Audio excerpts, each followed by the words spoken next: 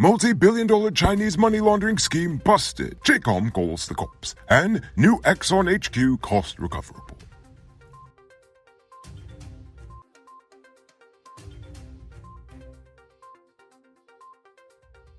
I am Rico Bulford, and this is Uncut News. You see news happening? Send us a tip on WhatsApp at 592-659-6151. After close to 3 years of investigation, SOCU charged 3 members of a Hearst-Sterling East Bank Demerara family with 268 counts of money laundering and conspiracy to launder. Charged are taxi driver Kenneth Kilowan Ramnarine, his son Damien Brandon Ramnarine, and his reputed wife Yvette Nalini Sarup. That's Kenneth's reputed wife. SOCU investigation revealed that the suspects had conducted multiple suspicious transactions at several financial institutions in Guyana and wire transferred over $3.7 billion to companies in China and disguised $400 million locally for a total of $4.1 billion Guyana dollars laundered.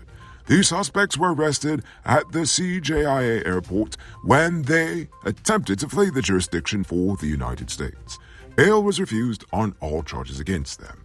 The son's case was adjourned to March the 17th. The father, Kenneth, March 6th, and Sarup will return to court tomorrow to face additional charges. Good.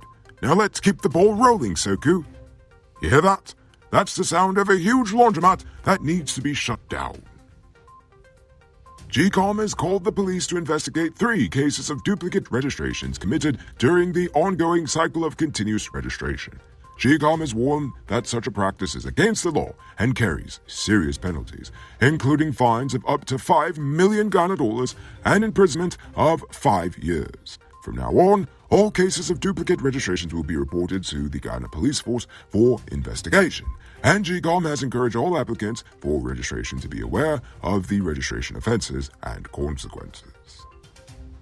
The president discussed the worsening political crisis in Haiti at the GDF officers' annual conference, noting that regional security architecture is assessing the situation and Caribbean leaders will address it at their midterm summit. Caribbean nations have offered to host a meeting for Haitian stakeholders, while the United Nations has called for military action and Canada has deployed a plane with electronic equipment to assist. The president also announced that military officers would be trained on territorial issues to educate other members of the disciplined services, school-age children, and the private sector in border locations. He also charged the GDF Officers Conference to devise a specific agenda in addressing the need for officers to be trained in border affairs and the development of a manual on Guyana's borders. Yesterday, businessman Prince Holder was sworn in as a councillor for APNU to serve on the Region 2 RDC. He replaces Yonette Obermuller, who passed away recently. Holder is seemingly a jack of all trades as he's a carpenter by profession and has worked as a private investigator in the United States and a police officer in Guyana. He is currently a Justice of the Peace and Commissioner of Oaths. Flowers are the language of love, and Shanisha's Flowerland is fluent. This Valentine's Day, let us help you express your love in the most beautiful way. From roses to sunflowers and everything in between, Shanisha's Flowerland has a perfect bouquet for your special someone. And with convenient payment options like PayPal, MMG, and Zelle, ordering is a breeze. So whether you're in Georgetown or across the world, come visit Shanisha's Flowerland at the Movietown Mall and make your Valentine's Day unforgettable. You can order through Facebook, Instagram, or WhatsApp them on telephone number 647-1189. Tired of waiting on hold, tracking down a delivery driver, or carrying cash for your food orders? GT Eat is here to make your life easier. Guyana's first cashless food ordering and delivery app. Choose from Georgetown's top restaurants, pay securely with your card, and get your food delivered right to your doorstep. With the convenience of being able to order from your phone and the added feature of tracking your order, GT Eats is the ultimate solution for all your food needs. Download the app on Apple and Android stores and start ordering the easy way today. It's February, so how about you do something special for your first love, your truck? Powered Automotive stocks a huge range of parts from the best brands in the business. Show your truck some love today. Visit them at Lot 491 EE Eccles, or call or WhatsApp them on telephone number 697-0171. Save big on truck parts at Powered Automotive, the #1 heavy-duty truck parts store in Guyana. A family of 4 in Sisters Village, East Bank Berbice, became homeless after their house was destroyed by a fire at around 10 a.m., while the parents were at work and the children at school. the fire service was not summoned, and the couple reported the incident at the fire station afterwards. The Government Technical Institute has been awarded 30 million Ghana dollars to construct an accredited welding facility, which would see the institution being able to offer licenses to welders upon certification with the American Welding Society. With the oil and gas industry booming here, welding is in great demand. And on that note, it's time for today's oil update. ExxonMobil Guyana President Alistair Rutledge confirmed the company's investment to construct the pipeline for the multi-billion-dollar gas-to-energy project, but noted that the cost will be recovered through the sale of the gas to the operators of the power plant, meaning us. The Prime Minister has announced that Exxon's affiliate will inject $1 billion to foot the cost to construct the pipeline, and the opposition has filed a parliamentary motion to have the government hand over all the documents related to the project. The project is expected to be completed by December 2024. Speaking of recovering costs, ExxonMobil's local headquarters in Ogle on the East Coast, which is budgeted at about $160 million, is part of a project that is cost recoverable, meaning that the cost will be recovered through the oil produced offshore.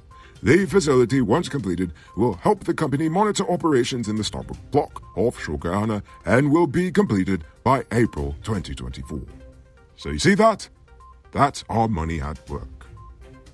And finally, Exxon has expressed strong interest in the upcoming auction for oil blocks in Guyana's Starbuck Block and has already registered for the bid round. The bid round for 14 new oil blocks was launched last December, and it is expected to close by April 2023. The government hopes to award contracts by the end of May. Now it's time to tell you about Best Buy's Car of the Week.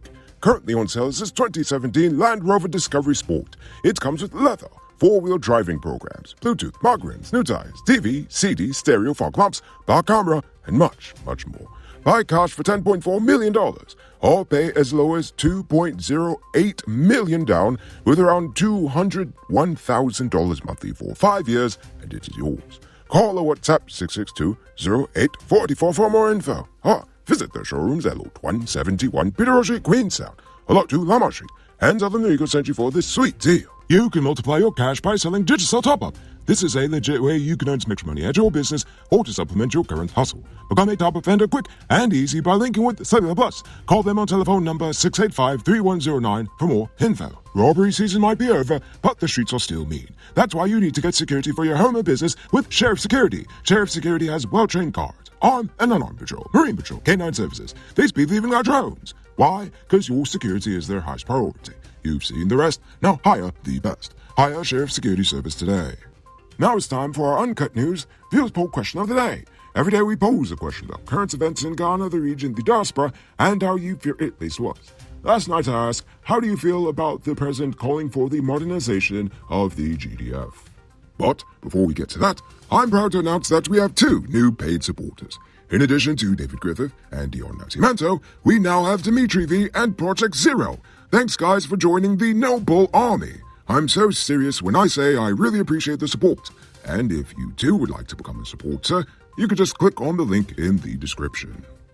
Barefoot Wanderer said, please define modernization of the GDF. I hope it's not modernization as in weaponizing military spending to fill deep American pockets. You know, sadly, you're probably thinking like I am. Boeing, Raytheon, Colt, Beretta, Ford.